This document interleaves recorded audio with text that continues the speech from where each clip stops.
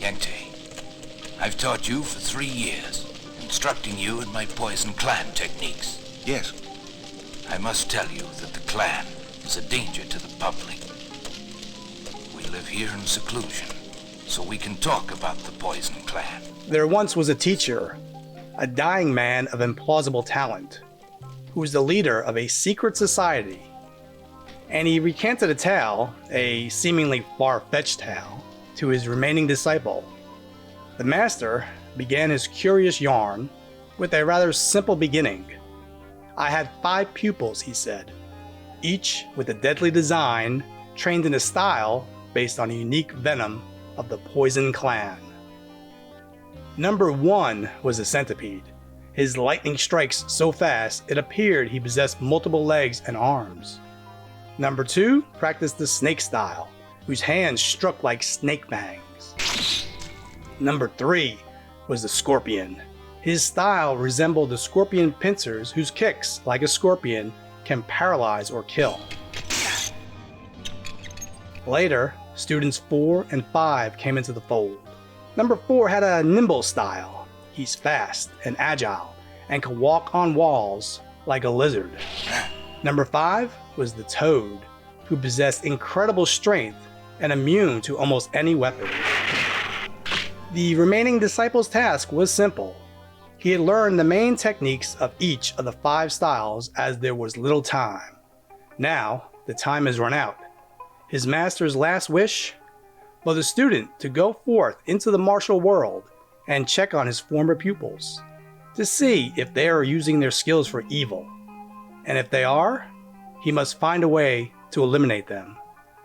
And from that day forth, a cinema cult classic emerged from a gothic-strewn set of a Shaw Brothers movie town studio in which the catchphrase, "Poison Clan rocks the world," would reverberate across the planet.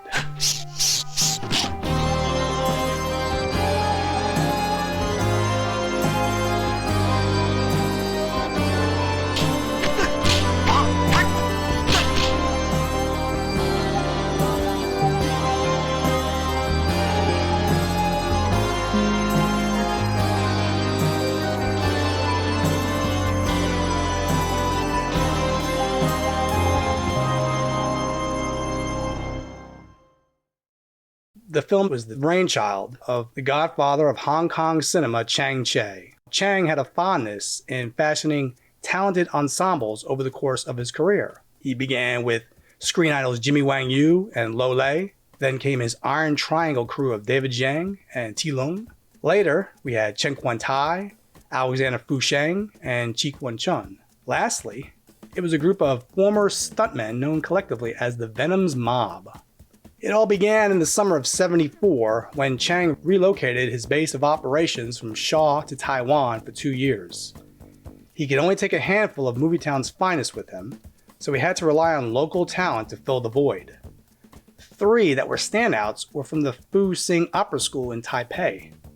Their names, Lu Feng, Kwok Chui, and Zhang Seng. Initially used as stuntmen or in filler roles, each of the 3 were recognized for their on-screen abilities, and Chiang started providing them with larger roles. While shooting Marco Polo, Chiang and his longtime martial arts collaborator, La Garlong, went their separate ways. So the filmmaker was now in need of his favorite Taiwanese stuntmen more than ever. The film Shaolin Temple was a turning point in the formation of the Poison Clan as Wai Pak and newcomer Lo Meng joined the crew. Their next projects were The Brave Archer Part 1 and Chinatown Kid. It was this latter film which introduced the world to another Taiwanese actor, Sun Chien, who had co-star billing with Shaw top actor Fu Sheng. Sun was the final piece of the puzzle which set in motion the film that ultimately spawned not merely a series of movies, but the Venom's brand of Kung Fu. As filmmaking goes, the process is a collaborative effort, and so the concept and execution would be a group endeavor.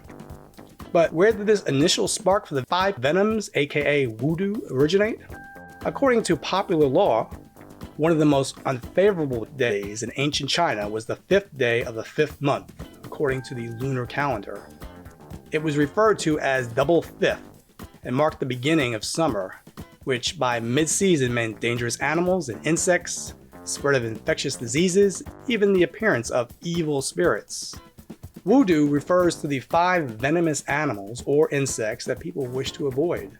Some historical sources suggest these poisons as the centipede, toad, snake, scorpion, and spider. Other references have the lizard, sometimes referred to as a gecko, replacing the spider. Nowadays, the 5th day of the 5th month is celebrated as the popular Dragon Boat Festival, which commemorates the life and suicide of a famous poet and minister from the Warring States period. It's been written that director Chiang Sheng drew his initial inspiration for his film from the annual Dragon Boat Festival. He communicated his ideas to screenwriter Niguang, who was tasked to bring the 5 Venoms to life. Joining the pre-planning crew was the Wing Chun specialist Lung Ting, who suggested his own designs for the characters. The screenplay evolved from a standard chop-socky type motion picture into a multi-layered narrative of ambiguity, plot twists, and emotionally effective characters. Lung brought to the table some unique ideas, devising the fighting styles for each character, but lacked the experience to choreograph them for the director. Now that Lau was making his own films for Shaw, and Chiang could no longer use him at the studio for directing the kung fu action, Chiang had been utilizing Lee Kai-ting and Robert Tai. But Lee exited the Chiang camp after Chinatown Kid, which opened the door for Venom's Lu Fang to work behind the scenes.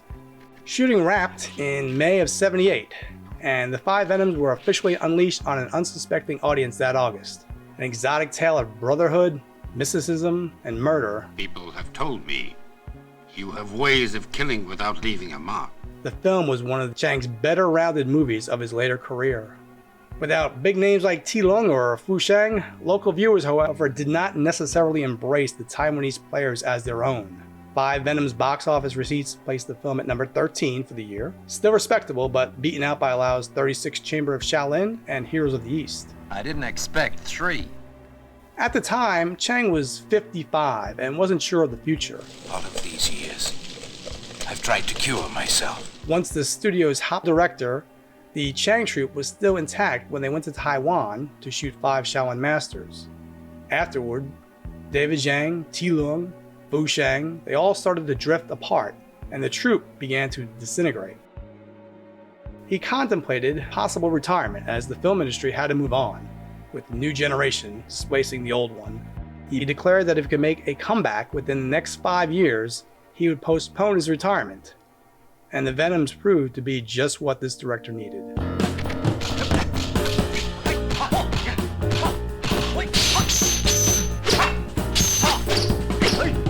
Like the superhero groups, the Avengers or the X-Men, each Venom brought a unique talent to the table, but as a unit, they were truly formidable. While none of the individual actors may have been leading man quality, strength was in their numbers. And now officially marketed as the Venoms, they would become one of the studio's hottest commodities.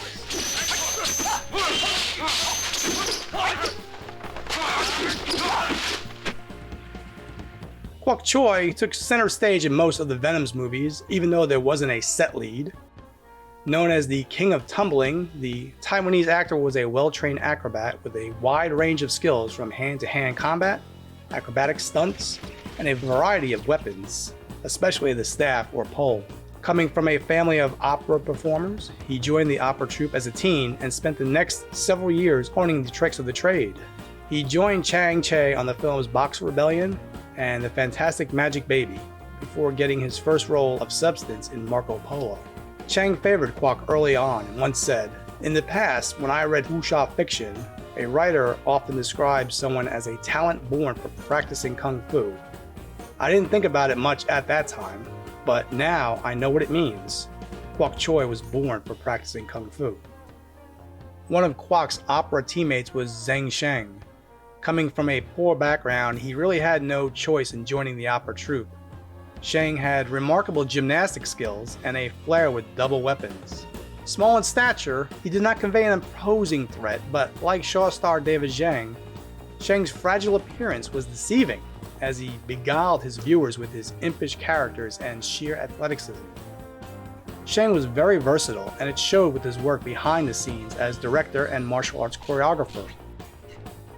Paired up with Kwok and Lu Feng, the opera trio would produce some of the most dazzling choreographic sequences in the Shaw Library. Their next project, Invincible Shaolin, featured all 6 major players again in a contest of North vs South Shaolin. While some critics of the Five Venoms lamented its plot-heavy approach, this follow-up piece was a balanced mixture of tragedy, camaraderie, bloodshed, and rousing fight sequences. And it is here where the viewers truly get a good dose of what the Venoms are capable of. The unorthodox training techniques used by the old masters is not only instructive but visually enthralling. Especially of note is Lo Meng's grueling isometrics with the resistant bands. There's no CG or steroids here. Lo Meng's rock-hard physique is on full display, showing the results of years of traditional kung fu training. Another aspect that makes this endearing among other Venom movies is that each character is heroic. Normally cast as the villain, Lu Feng gets his time in the sun as he joins the good guys, though he still manages to slip in his smug replies and overconfident glares. Well, and me too. I'm hot. Of course, the real villain is General Fu, played by Venom's scoundrel supreme, Johnny Wang Lung Wei, who manipulates the North and Southern fighters into battle between the schools. And the general here will act as umpire. Lung Ting returned for this project. He had worked with the crew earlier on Heaven and Hell and Life Gamble, both prior to the Five Venoms, and for the initial shoot on the 10 Tigers, which was filming in the spring of '78. Rumor goes Lung previously butted heads with Lo Meng on the Five Venoms set, and according to Robert Tai, it was Kuo Chui this time around who had enough of Lung's egocentricities and confronted him. I've thought this way. You could be right. There's something going on. The outcome was that Lung would not return for any future Venom productions. 1 month after the release of Invincible Shaolin, the Venom's next project hit theaters. Touted as Return of the Five Deadly Venoms, this movie has been widely regarded as the ultimate Venom's experience. Chiang Sheng's follow-up, though, is just a sequel in name, and released under the more appropriate title of Crippled Avengers, aka Mortal Kombat for the Western fans. The plot? The family of a once famed hero is brutally attacked, and the son is permanently disabled when his arms are severed. Despite slaying the attackers, the emotionally scarred hero, played by Shaw alum Chen Quan-tai, cannot forget these atrocities. Years later, his amputee son, Lu Feng, sports a pair of deadly iron hands in which he doles out forms of corporal punishment to any that get in their way. Their victims include Kuo Chui, a traveling salesman who is blinded, Lo Meng, the local blacksmith who is made deaf and mute for his defiance, Chien, who has his legs hacked off, and Hero Fighter, played by Chiang Sheng, who attempts to avenge the threesome but becomes trapped by Chien and is severely brain damaged. Miraculously, though, his kung fu abilities are not affected. Now, despite these disabilities, they learn to enhance their other senses before seeking retaliation on the town's wicked oppressors. Lu Feng is the third leg of the opera trio, and in this film we get a true measure of the wickedness he was capable of. Normally cast as the quintessential nasty, his chameleon-like personas and weapons abilities made Lu perfect for the villainous roles the Venom movies required. He excelled as the Venom's antagonist in many of their undertakings, and played it off with imposing dignity or as a gloating maniac. The carnage in the Venom films, excessive and grim, does not disappoint in this outing with its assorted tortures, amputations, poisonings, etc. But Chiang also continues to explore his themes of brotherhood and teamwork with some rather ingenious methods for the wounded to overcome their on-screen afflictions. Lo Meng shows off his impressive acting chop as the speechless blacksmith who delivers emotions without words. Paired with the blind Kuo Chui, the collaboration between them is a microcosm of why the Venoms as a group have excelled. Communication, solidarity, small pieces of a puzzle that when fit together make the big picture. Crippled Avengers was the only time we get to see Chen Quan-tai appear in a Venoms movie, and his perverse narcissism explored a side of him which we normally haven't seen before. The finale is an eye full of exhilarating fight choreography as our crippled Avengers take on a seemingly impossible task. But teamwork makes the dream work, and the Venoms triumph once again.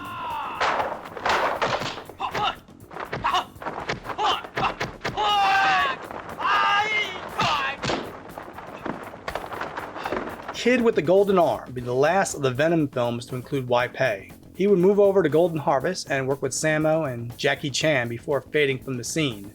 The title character of Golden Arm was our strongman Lo Meng. Typecast as the hothead or arrogant fighter, Meng postured himself with an unexpected charisma as he depicted the lead antagonist in a restrained fashion. As the top man of a killer gang, he chooses to dispatch his lackeys to do the fights until the epic climax. It seems I'm a bit late here. Hailing from the New Territories, the Southern-style fighter rarely used weapons on screen, and he proudly boasted that his golden arms were his weapons. Unlike the opera-based co-stars, Meng had a bona fide lineage to authentic martial artists. His Zigong was Grandmaster Lao San, a leading promoter of Chow Gar Praying Mantis. Meng's role here garnered him accolades, and much like Gordon Liu as the Master Killer, Meng would eternally be known to his fans as Golden Arm. Kwok Chui, who played Sheriff Haito, was also quite memorable as he adopted a quasi-drunken master a la Jackie Chan who, despite his non-stop state of drinking, seems one step ahead of everything.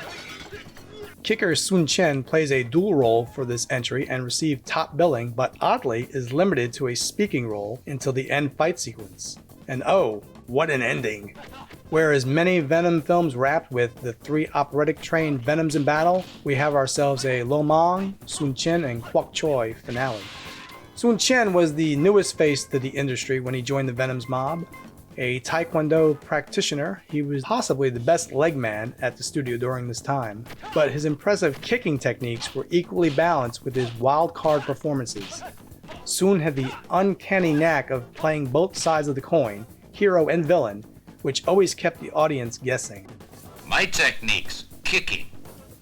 I'm extremely good with my feet. You must have heard of the iron feet. While most Venom films were confined to a soundstage, giving their productions a cloistered, otherworldly allure, this project was extremely theatrical in composition, with minimal sets, actors walking in and out of frame, even narration by the players. A rather comic book-like ensemble play with flamboyant weapons and characters. Its uniqueness has strangely made this film one of the best loved in the Venom's filmography. After Kid with the Golden Arm, a trio of films came out that spring and summer. The first was actually the pre-Venoms film Life Gamble that concluded back in the fall of '77 but had a delayed release. The next two were the Shaolin Rescuers in March and the Daredevils in June. The Rescuers would see Venom's mob regular Wang Li return to the crew after serving on several pre-Venom movies. This time, his participation increased as he became known as the sixth Venom to his fans. This movie was also the last time another Venom mob regular, Johnny Wang, appeared alongside the Venom cohorts. This, of course, doesn't include the previously lensed but not yet released Heaven and Hell or 10 Tigers of Kwantung. Another regular, Sun Chun Pao, would not return after his role as Long Axe in Kid with the Golden Arm. Sun appeared in 15 Venom and or pre-Venom flicks starting back in 1975 with Marco Polo. While Wang Li was promoted to Venom status, he actually wasn't the mob regular who appeared in most Venom or pre-Venom movies. No, that honor goes to Yu Tai-ping, who worked on 29 of these films, if you include Attack of the Joyful Goddess and Nine Demons, which starred Lu Feng and Chiang Sheng. With the completion of the Daredevils, Robert Tai, the man behind the fighting scenes, was offered a more lucrative deal in Taiwan. He packed his bags and headed back to Taipei, and so the position for leading action director became vacant. The opera trio worked the choreography on the Magnificent Ruffians, but at some point, a quarrel broke out between Lu Feng and Kwok Chui over who should direct the fight sequences.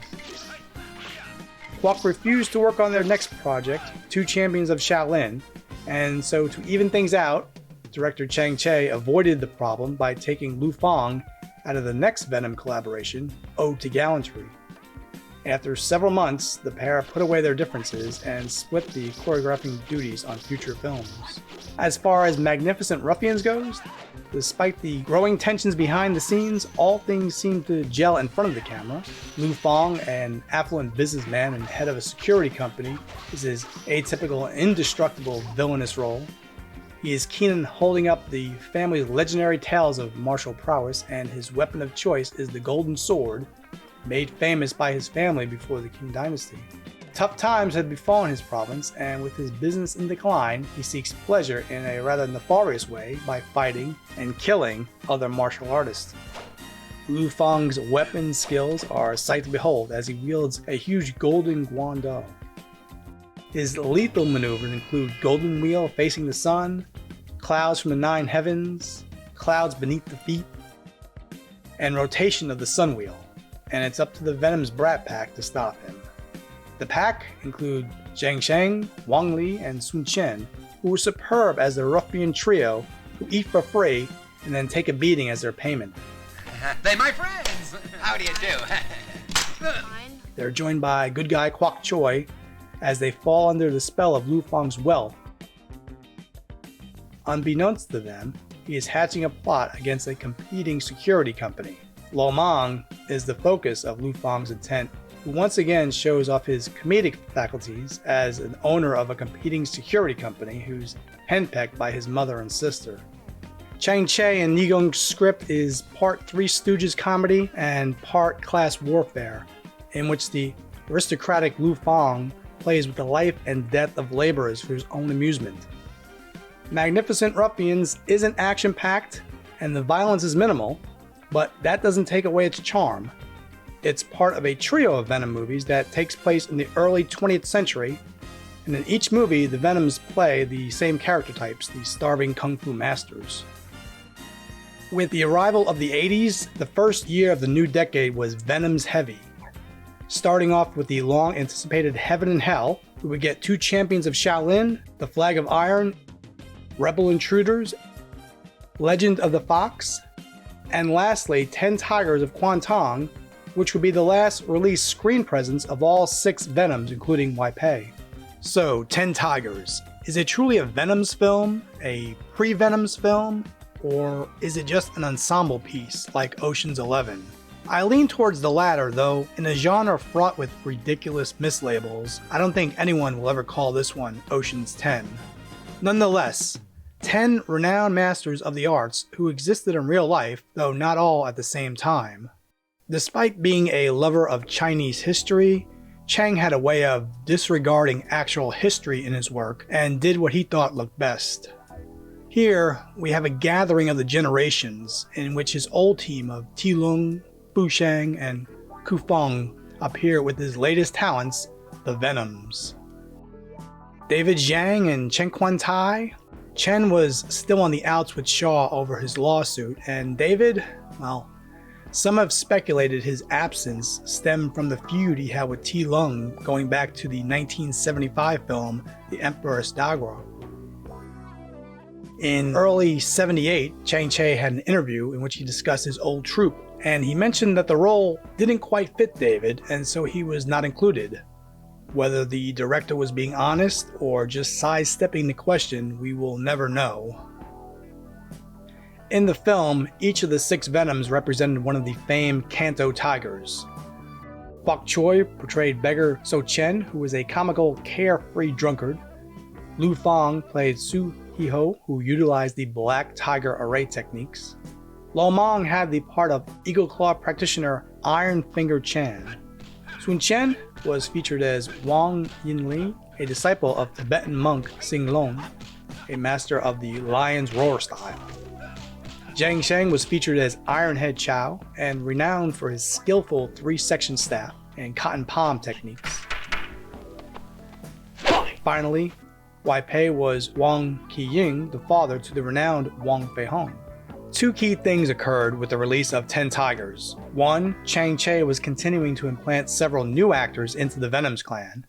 Cheng Tianqi, Chin Su-ho, and Chu Kur were to become frequented faves, while two stalwarts were on the outs. After 10 Tigers, Lo Mang and Sun Chien would appear one last time with their Venom colleagues in Brave Archer Part 3.